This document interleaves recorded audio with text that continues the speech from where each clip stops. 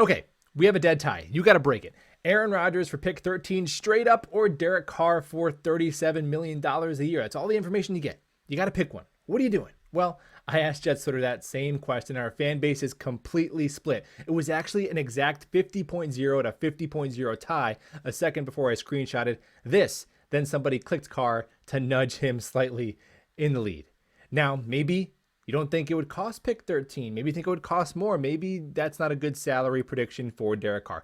That's the topic of this video. We've been through each player, their resumes, how far we could go with each. That's all been said and done. Now we're just waiting for some news to finally drop. But in this one, let's use some actual data and comparable NFL transactions to get an estimated and educated guess on what an Aaron Rodgers trade or Derek Carr contract could look like. So starting with Derek Carr, I'm looking at a cluster of NFL quarterback contracts that stick out to me right away as pretty good barometers for Carr. I'm looking at the 7th through 10th highest paid quarterbacks in the NFL right now.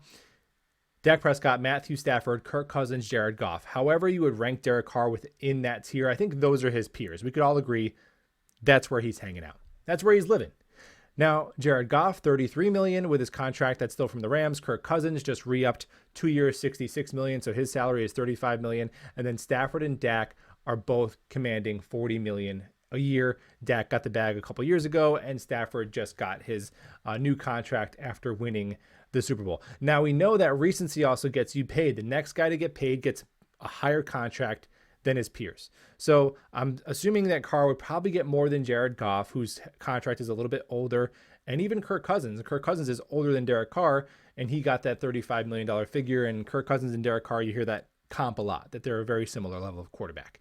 So I think you're looking at between 35 and 40 million. Let's call it $37 million a year. How much would you have to guarantee? That's interesting. I think there's an argument for both parties for flexibility after 2 years, but probably you'd have to guarantee at least 2 and maybe 3 years of that money for Derek Carr to be your starting quarterback. Now, maybe the Jets want flexibility after 2 years, and you could see something like an option for an out after 2 years. But if they keep Carr after 2 years, then his salary for year 3 is like over $40 million. Right? Because by then, other guys of his same level will be getting paid that much. And if you're Derek Carr after 2 years, you're probably going to say, I either want to raise or you can cut me and I can get another bite at the apple while I'm still young enough to get another big contract. This is the Kirk Cousins model. He just every 2 years, I'm going to keep getting paid and use that recency of the salary cap increase and the quarterback market increase to just keep getting a higher contract. Maybe Derek Carr does the same thing, but I think something along the lines of a 4-year deal, $150 to $155 million, with at least 2, maybe 3 of those being pretty much guaranteed that he's going to be on your team. With Rodgers, man, it's the Wild West trying to figure this out. So let's start with what the Denver Broncos reportedly offered Aaron Rodgers last year. This is from Schefter. This is report was 11 months ago. So this is what they reportedly offered before Rodgers decided he wanted to return to Green Bay. The Denver Broncos were willing to part with 2 firsts and a 2nd round pick a year ago.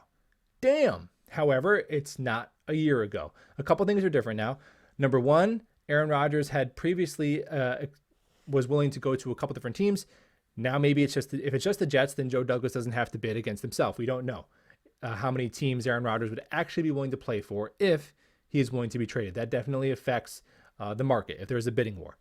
Number 2, Aaron Rodgers is a year older and he's coming off of a down year, so that would have to slightly decrease the trade value as opposed to when he was coming off of an MVP season. And number 3, I think this is the biggest factor, is that Aaron Rodgers got that big contract. Now again, his cap hit is not $60 million. We're not paying Aaron Rodgers $60 million against the cap. Cap hit would be $15 million year 1 for an acquiring team, $30 million year 2. So it's actually a bargain against the cap for a quarterback of his caliber. However, Woody Johnson would have to pony up that $60 million check. And obviously, from an ownership perspective, as a business transaction, that would have to significantly factor into the draft return. How much so? Well, if we look throughout NFL history, it's really hard to find a trade comp for Aaron Rodgers, for a quarterback of this stature at this age getting traded.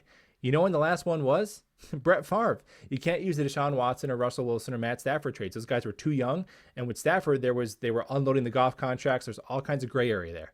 Brett Favre is the last trade comp we can use for this. And Brett Favre's trade package, if you don't remember, it started as just a 4th round pick. That was the only pick guaranteed. Then if Brett Favre played enough 50% of the snaps, it would have been a 3rd round pick. If the Jets made the playoffs, a 2nd round pick. And if the Jets were to go to the Super Bowl, it would have been a 1st round pick. That would be the steal of the century if Joe Douglas pulls that same package off for Aaron Rodgers. I don't know about all that. So I think you're looking at something in between the Brett Favre package and what the Broncos offered Aaron Rodgers last year. So if it's pick 13, I think it's fair to say that that would be the prize piece of the package. If it's pick 13, I don't think they're getting much else. I don't think it's pick 13 and a 2nd, honestly. It'd be pick 13 and a 4th next year, or a 2nd round pick this year, and then something contingent.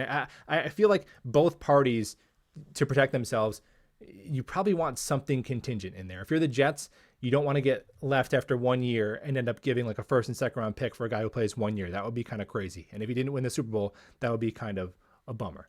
So my prediction for an Aaron Rodgers trade, I guess a 2nd rounder this year, and then the 2024 pick is conditional and could go as high as the 1st if the Jets win the Super Bowl 1 year with Aaron Rodgers. I think that would be a fair package for both teams. And hey, speaking of quarterbacks, would the Jets consider drafting one? Oh boy, let's talk about that down below. I'll see you there. Go Jets.